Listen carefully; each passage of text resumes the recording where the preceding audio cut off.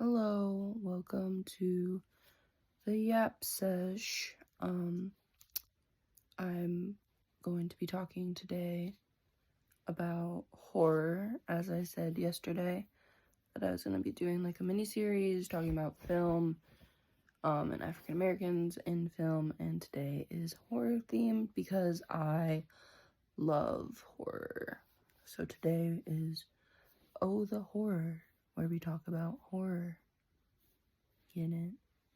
Anyway, I was trying to find this book that I have, and I couldn't find it. I don't know where I put it, but it's called The Black Guy Always Dies First, and it is written by a professor who teaches about horror movies in like college, and she is also African American, and she has done a great breakdown of like the beginning of horror cinema and Black people specifically within the horror genre.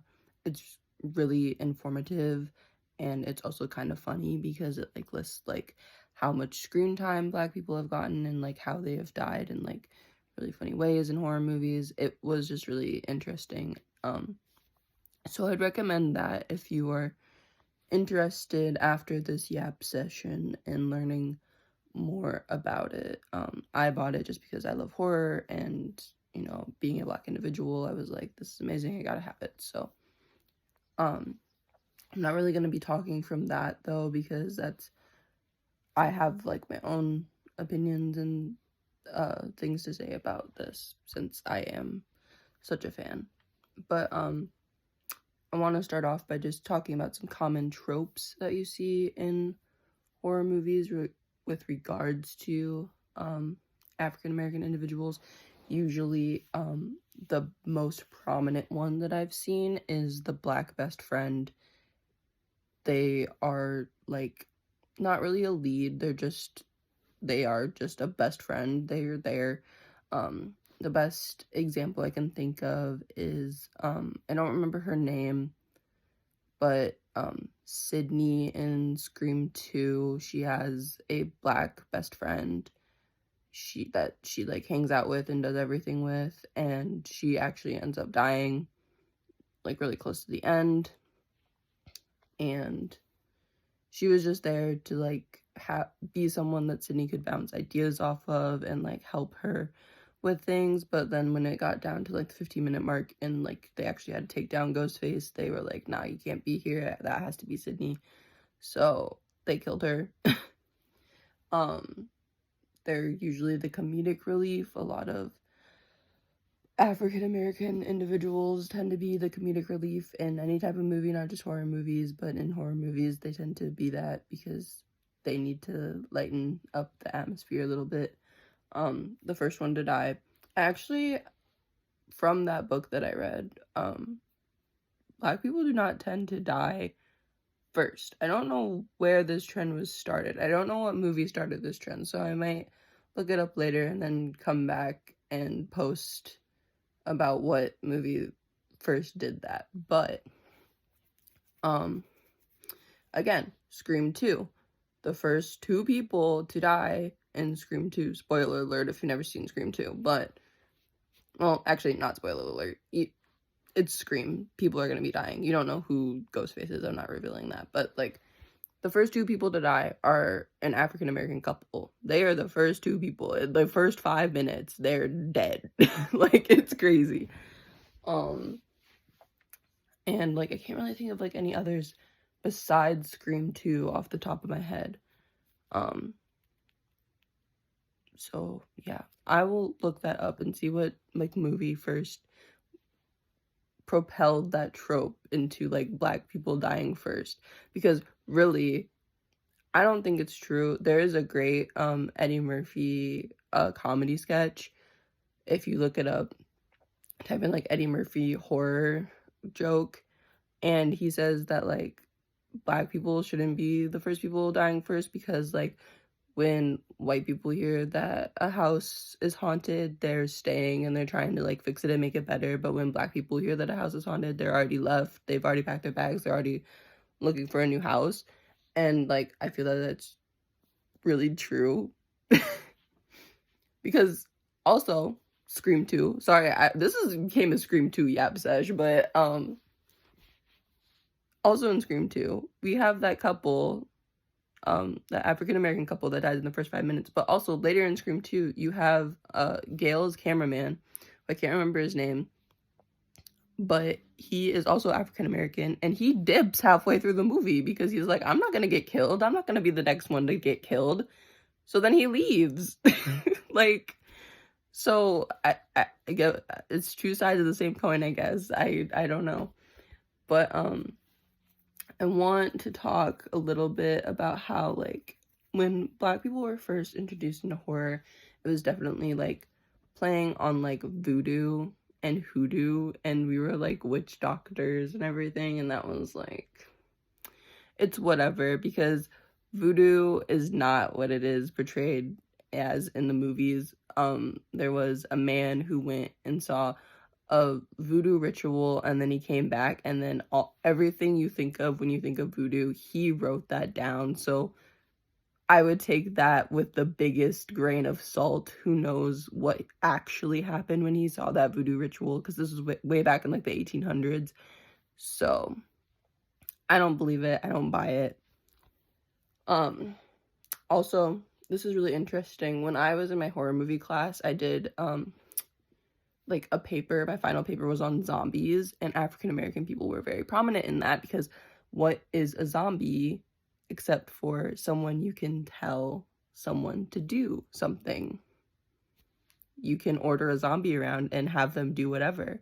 So a lot of people made their zombies African Americans because it was similar to them being slaves, but we didn't have to say they were slaves. We could say they were zombies and they were brainwashed, or like they were under this like zombification curse, and that's why we can tell them what to do. It's a little messed up, but yeah. Again, comedic relief. There was one guy who was very prevalent in like the early 1900s and early horror movies. He was always the comedic relief, and I don't remember his name. I will look it up when I look up the first horror movie that did like the black guy dies first, and I will tell you his name, because he was like always the comedic relief, and I think he's the one that started like the black best friend trope, even though he wasn't, like, they weren't deeming him like the black best friend. But I will look it up. This yap sesh has to be finished because I have to go to work soon. But anyway, but like earliest horror movies, and even like kind of into like the 90s and like the early 2000s, we're still not really having like African American leads in horror movies. They're in them, they are prominent characters, but they're not leads. I want to talk about like the turning point for this. I think for me and for a lot of people who are in the horror community, the biggest turning point for African American individuals in horror was when Jordan Peele created Get Out, and Get Out came out. If you haven't seen Get Out, watch it immediately. It's amazing. It's so good. And or just watch any of Jordan Peele's horror movies. They're really good. They're thought-provoking. The cinematography is amazing. Everyone's acting their butts off. Like, they should have all received Oscars for their performances. They're all so good. But Get Out, definitely turning point. I cried after I watched Get Out for the first time, because I thought it was that good and it's so poignant. But what I want to say about Jordan Peele is that he really gets it, and he gets what it's like to make a horror movie for Black people. And some people have tried to emulate this, and they haven't done a good job. And I might have to be posting another yap sesh about this, because I'm realizing that if I go into this tangent, we're gonna be here for like 20 minutes. But the movie Antebellum came out like, I don't know exactly when it came out, but it came out after Get Out. It might have come out after Us. But it is not good. I'm not saying that the movie's bad or that the people in it are bad or the person who wrote it is bad for making it, but like the overall premise is like this woman gets kidnapped and then she's thrown into, like, she essentially becomes a slave again, and the big twist is that you find out that it's like 2016 and there's people who are kidnapping Black people and making them slaves. And like, yeah, that's scary, but like, Us was terrifying because the thought of having another person who looks like you, does the exact same things as you, is terrifying. And knowing that there can only be one that prevails, terrifying. But it was able to speak on being Black and the Black experience without saying, this is all the difficult things that Black people have had to go through. And I wrote something down that I think is very prevalent. And I think I heard this from Dead Meat. So if I did, then like, credit to them. I watch their podcast a lot, so it might just be something subconsciously that I heard James or Chelsea say, and I kept it in heart. But there is a way to focus on Black horror without solely focusing on Black tragedy. And I think, like, some people get it and some people don't. Like, Antebellum didn't get it. It's focusing on Black tragedy. And yes, it's horrific. Slavery is horrific. I don't think anyone will argue that. But we didn't need to focus on it to showcase something terrifying. Us is terrifying. That is Black horror at its finest. But we're not focusing on Black tragedy. We are talking about social issues, class, racism, putting like the front masking that Black people sometimes have to do when they're around certain people without focusing on these terrible things that African Americans have endured throughout the years. And that's what makes Us more terrifying than Antebellum. If you want me to go more in depth between Antebellum and Us and like break down the differences between like Black horror and Black tragedy, let me know. I can. That'd be like a 25-minute yap session on its own. But yeah, so like that's just really what I wanted to say about the horror genre, because like I would love for there to be more of a focus on Black horror, but I feel like people get stuck in that Black tragedy lane, which is really sad because I feel like we could have like really poignant like movies that come out and are that could be made that are talking about what it's like to be Black and be in a horror movie, but people just get caught up in that, like, I need to talk about this because this is the demographic that I'm aiming for, and it doesn't really have to be like that. But yeah, I want to shout out a horror legend, actually, as well, since this is my horror like day. Tony Todd, in case you don't know who that is, he is an actor. He is the original Candyman, and he was in Final Destination. He played like the mortician in 3 of the Final Destination movies, I think. He's been in a bunch of other stuff too. He's just like a very prolific actor. He passed away last year, and it was like a really big deal in the horror community, and I know that I like really was sad because he did such a good job in Candyman. Watch Candyman if you haven't seen it. It's really good. See, that's another movie that would fall under Black horror, not Black tragedy. And Candyman's so good. And they recently remade Candyman, and I think they took the original premise of Candyman and nudged it into the Black tragedy just a little bit. I still think it's good, but it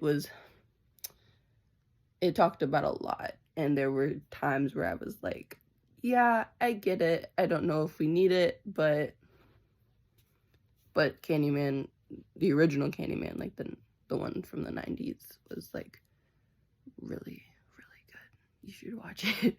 But yeah, this was like my yap sesh. Sorry. Like, if you don't know me like very personally, then you might not know that I like absolutely love horror. Like, the only YouTube channel I watch is Dead Meat, and all they do is like count the kills in horror movies.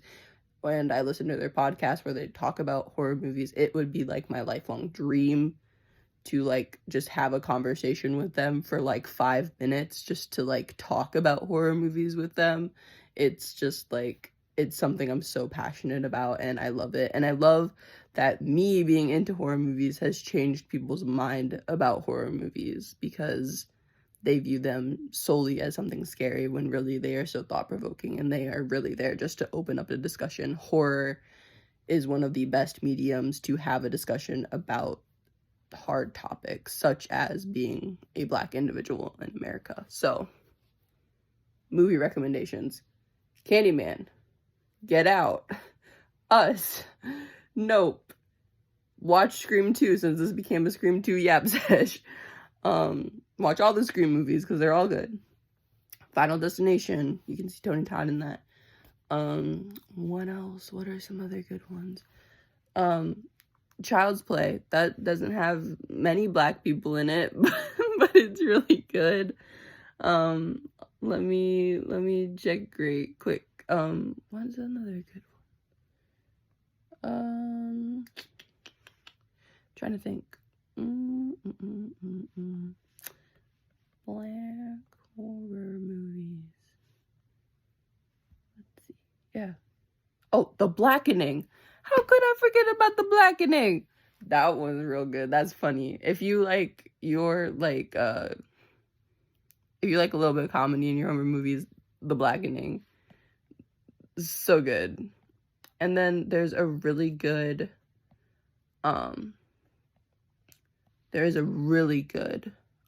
documentary about Black cinema, and it's called Horror Noir. That's really good. And I think one of the people who worked on it was that person who wrote that book, The Black Guy Always Dies First. Okay. But it's almost been 20 minutes of me yapping. I told y'all I could yap about this forever. But I'll eventually make a comparison of like Candyman and Us against like Antebellum and something else, and talk about like Black horror, Black tragedy. Maybe I'll throw The Blackening in there too, because The Blackening did something really different, and I just don't have time to unpack The Blackening right now. But maybe I'll do that on Monday. Like, we'll do like an the Horror Part 2, and I'll talk about Candyman and Us and Antebellum and The Blackening, and we'll just like spend time yapping about that. But this has been today's yap sesh. It was a really rambly yap sesh. This is my hyperfixation. I could go on and on, but I hope y'all have a lovely day, a lovely start to your weekend. I'll see y'all tomorrow. Bye.